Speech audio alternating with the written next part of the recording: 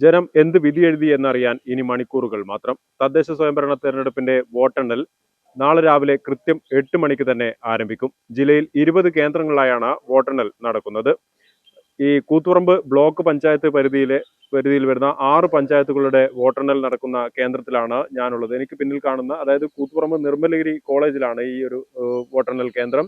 എനിക്ക് പിന്നിൽ കാണുന്ന ഈ കെട്ടിടത്തിലെ സ്ട്രോങ് റൂമുകളിലാണ് ഈ 6 പഞ്ചായത്തുകളുടെ വോട്ടിംഗ് മെഷീനുകൾ, അത് വോട്ടെടുപ്പ് പൂർത്തിയാക്കി കൊണ്ടുവന്ന 6 പഞ്ചായത്തുകളുടെ വോട്ടിംഗ് മെഷീനുകൾ സൂക്ഷിച്ചിരിക്കുന്നത്.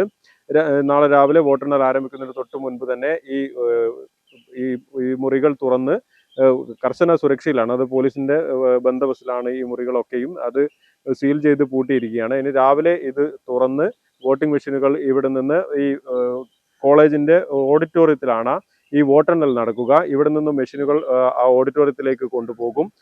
അവിടെ വെച്ച് കൃത്യം 8 മണിക്ക് തന്നെ വോട്ടെണ്ണൽ ആരംഭിക്കും. ആദ്യം തപാൽ വോട്ടുകളാണ് എണ്ണുക. അതായത് റിട്ടേണിംഗ് ഓഫീസറുടെ, വരണാധികാരിയുടെ ടേബിളിലാണ് തപാൽ വോട്ടുകൾ എണ്ണുക. അതിനുശേഷമായിരിക്കും ഇലക്ട്രോണിക് വോട്ടിംഗ് മെഷീനിലെ വോട്ടുകൾ എണ്ണി തുടങ്ങുക. തപാൽ വോട്ടും അതുപോലെ ഓരോ ബൂത്തിലെയും തപാൽ വോട്ടും അതുപോലെ ഇലക്ട്രോണിക് വോട്ടിംഗ് മെഷീനിലെ വോട്ടും എണ്ണി പൂർത്തിയാക്കിയ ശേഷമാണ് ആ ബൂത്തിലെ ഫലപ്രഖ്യാപനം, അതായത് അതത് വാർഡുകളിലെ ഫലപ്രഖ്യാപനം ഉണ്ടാവുക. കൂത്തുപറമ്പ് നഗരസഭയിലെ വോട്ടെണ്ണൽ കേന്ദ്രം എന്ന് പറയുന്നത് ഇതിനോട് ചേർന്ന് തന്നെയുള്ള കൂത്തുപറമ്പ് നിർമ്മലഗിരി റാണി ജി ഹയർ സെക്കൻഡറി സ്കൂളാണ്. അവിടെയും സമാനമായ രീതിയിൽ ഈ വോട്ടിംഗ് മെഷീനുകളെല്ലാം ഒരു മുറിയിൽ സൂക്ഷിച്ചിരിക്കുന്നു. ആ മുറികളും രാവിലെ വോട്ടെണ്ണൽ ആരംഭിക്കുന്നതിന് തൊട്ട് മുൻപ് ആ മുറികളും തുറക്കും. അതിനുശേഷം അവിടെ 29 ബൂത്തുകൾ, 29 വാർഡുകളുടെ മെഷീനുകളാണ് അവിടെയുള്ളത്. ഏതാണ്ട് ആദ്യത്തെ ഒരു അരമണിക്കൂറിൽ തന്നെ ആദ്യ ഫലസൂചനകൾ വന്നു തുടങ്ങുമെന്നാണ് മനസ്സിലാക്കാൻ സാധിക്കുന്നത്.